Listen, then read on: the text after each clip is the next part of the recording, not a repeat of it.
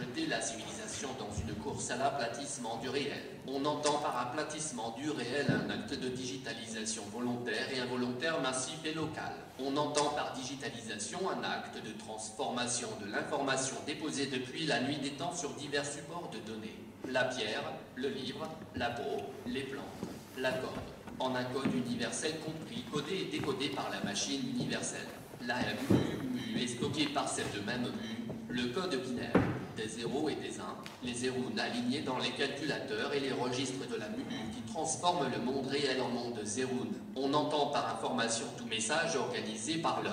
L'animal ou la nature qui se transmet dans le temps à un autre homme, animal ou à la nature, toute pulsation ayant un sens ou structurant un sens, le contraire du bruit et du chaos. On englobera ainsi et aussi l'hypothèse subatomique et quantique qui postule que l'information est la composante même de l'organisation des structures physiques existantes, et donc du monde réel. Ainsi, l'apparition de la mu dans les années 1940 a déclenché la plus grande entreprise de mise à plat du monde réel et sa première mission corollaire de comptage et d'indexation de ce même monde. Ce phagocytage du réel s'est accompagné de facto par son inscription et sa concentration sur ces nouveaux supports électroniques et magnétiques qui, au fil des années, et de façon exponentielle depuis l'avènement du micro-ordinateur et du web en 1990, ont permis de stocker massivement la totalité de l'histoire. Mais cette préhistoire de la digitalisation est aujourd'hui terminée et laisse place à une digitalisation en temps réel de l'information, une digitalisation du temps réel et une digitalisation du réel. Une nouvelle étape débute,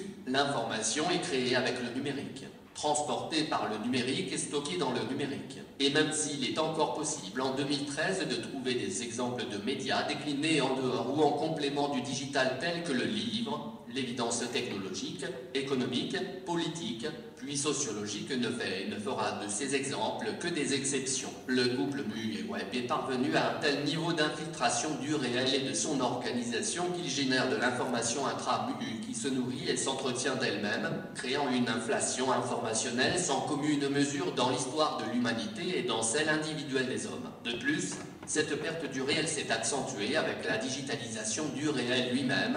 Des scanners 3D et des outils de cartographie reconfigurent le présent en train de se faire en statue de poussière d'une finesse telle qu'elles invitent à la projection d'illusions concrètes et parfaites.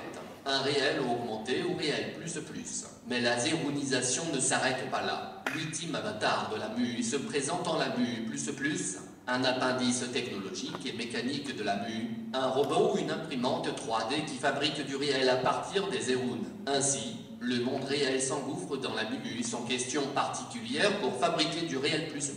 On pourrait toujours objecter que cette réification mu plus du réel en un avatar zéroun composé de sable concassé ou de fibres de plastique permet de prolonger le réel, mais nous objecterons que le résultat est un média de basse qualité, pauvre en toutes choses, une sorte de poche vide, un réel moins. On pourrait aussi objecter que le réel est une illusion que le zéroun arrivera parfaitement à imiter, et qu'imiter parfaitement une illusion revient à en créer une nouvelle instantiation, augmenter des avantages du couple mu et zéroun, un monde plus.